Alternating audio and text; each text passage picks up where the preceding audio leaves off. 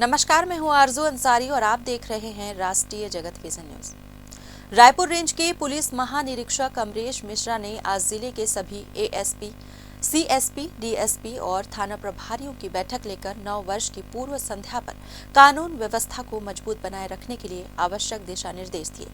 बैठक में SSP doctor Lal Umed Singh भी उपस्थित रहे। बैठक के दौरान आईजी ने नव वर्ष के आयोजनों को ध्यान में रखते हुए क्लब, बार और अन्य सार्वजनिक स्थलों पर प्रभावी और विजिबल पुलिसिंग बढ़ाने पर जोर दिया।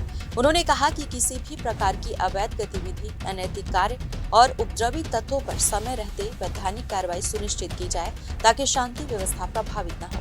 नशे के खिलाफ सख्त रुख अपनाते हुए उन्होंने नशीली पदार्थों की बिक्री और सेवन पर कठोर कार्रवाई करने के निर्देश भी दिए।